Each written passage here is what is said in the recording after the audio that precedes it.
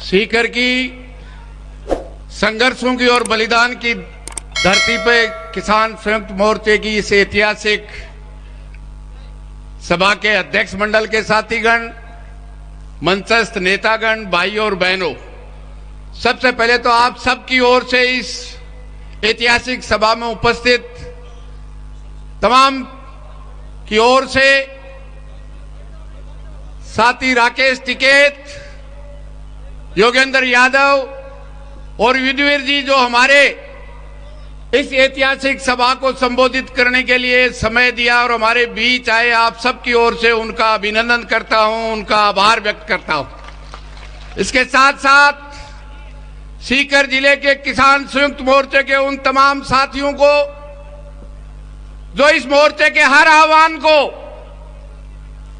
चाहे वो चक्का जाम का आह्वान हो, चाहे रेल जाम का आह्वान हो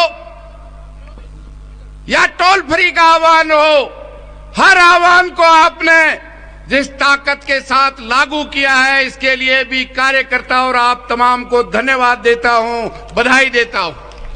क्योंकि ये सड़क हमारे किसान के खेत में से बनी है, हमारे टैक्स के पैसे से बनी है, और आज ये सरकारें उन लुटेरों को बैठा दिया। इसलिए लड़ाई कानून के खिलाफ भी है और सड़क पे बैठ के लूटने वालों के खिलाफ भी है। जब तक आंदोलन जीता नहीं जाएगा, टोल फ्री रहेगा।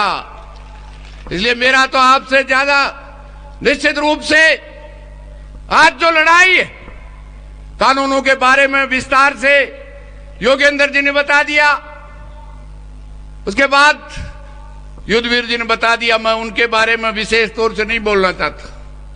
जो लड़ाई है, आज जो पगड़ी का सवाल है, निश्चित रूप से इस देश की सरकार ने इस किसान की पगड़ी को उछालने का काम इन काले कानूनों से नहीं किया। इसके साथ साथ हमने जिंदगी में बॉर्डर सुने थे, पाकिस्तान बॉर्डर, चीन का बॉर्डर, श्रीलंका और बांग्लादेश का बॉर्डर। अब इस देश के अन्नदाता जिसके अंगुली से प्रधानमंत्री बना है, उन्होंने इस देश के किसानों को बॉर्डर बना दिया। आज पाकिस्तान और बांग्लादेश के बॉर्डर पे कटीले तार नहीं है, किले नहीं है, दिल्ली के चौतरफा बैठे हुए किसानों के बॉर्डरों पे 1.5 हाथ के किले लगाए गए हैं, कटीले तार लगाए गए हैं।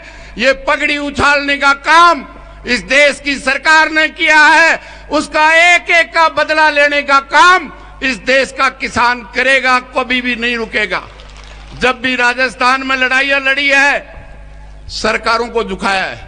इसलिए मेरा तो आपसे निवेदन है कि ये लड़ाई आन बान और शान की लड़ाई है।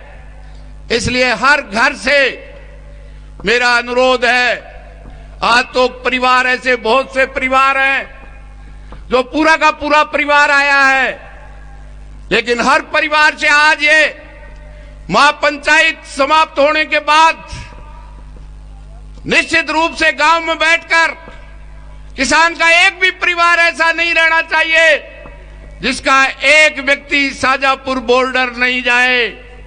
क्योंकि कुंभ तो 12 साल से आता है, लेकिन आजादी की लड़ाई हमारे पूर्वजों ने लड़के बलिदान देके ली थी। लेकिन आजादी के 73 साल बाद ये किसानों का कुंभ है। इस कुंभ में जिस परिवार का सदस्य नहीं पहुंचेगा, उसके बाद वो पछताने के अलावा उसके पास कोई रास्ता नहीं रहेगा। इसलिए मेरा तो आपसे निवेदन है, जैसे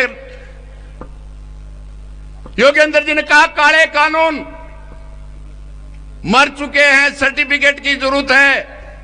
आप जानते हो, जिस 2005 में पड़ाव डालकर किसान की बिजली की रेट वापस कराई थी 5 में, 2021 तक कई सरकारें बदली, किसी सरकार की हिम्मत नहीं है उस पे किसान की रेट बढ़ा दे। अब जो बिल में नीचे लिखा हुआ आता है, वो हमसे वसूल करने के लिए नरेंद्र मोदी सरकार बिजली कानून 2020 लेके आई है, जो आपकी एकता के बल पे किसान का खेत बचा था, बिजली बची थी। वो बिल की नीचे राज्य सरकार द्वारा दे रेट मोदी जी न केवल किसान से छीनना चाहते हैं, बल्कि बीपीएल परिवार को जो रेट में छूट मिलती है वो भी छीनना चाहते हैं। इसलिए निश्चित रूप से लड़ाई जीतेंगे।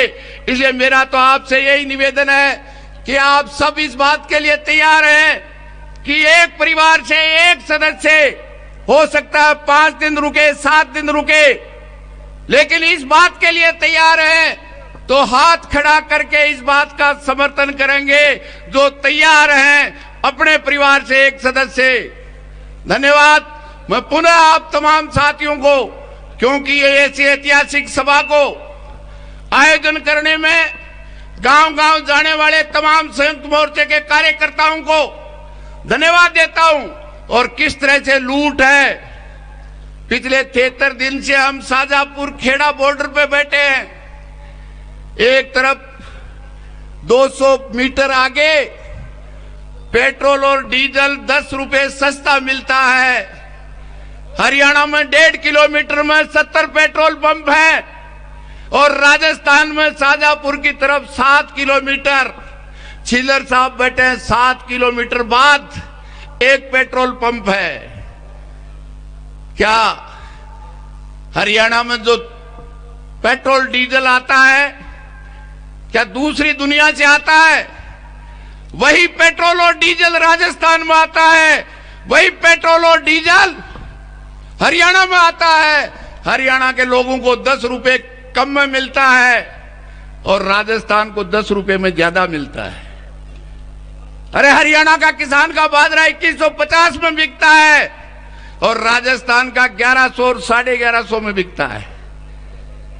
25 के 25 एमपी मोदी की जय बोलने वाले हैं। इसलिए मेरा तो आपसे निवेदन है कि ये भारतीय जनता पार्टी के वो नेता जो इस देश के किसान के आंदोलन को बदनाम करने के लिए बयान देते हैं, सीकर जिले के वो नेता किसी भी 1015 गांव में घुसने नहीं चाहिए।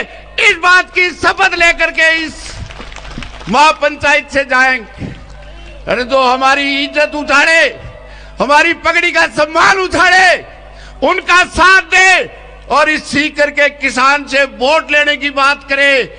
जब तक आंदोलन नहीं जीत जाए उन नेताओं का गांव के बाहर बोर्ड लगा देना कि जो किसान के खिलाफ नेता बोला है वो हमारे गांव में प्रवेश बंद है। मैं पुनः, आपका समय ज्यादा नहीं भाई राकेश टिकैत आप सुनने के लिए बेताब है।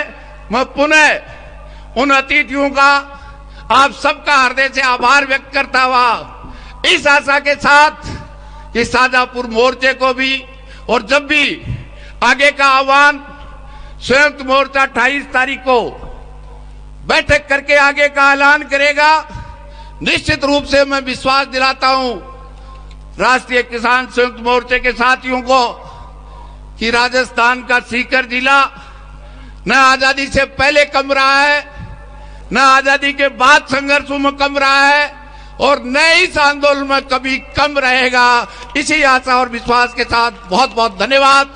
जय हिंद, जय भारत। एक नारा लगाओगे मेरे साथ? जय जवान, जय जवान, किसान एकता जिंदाबाद। धन्यवाद।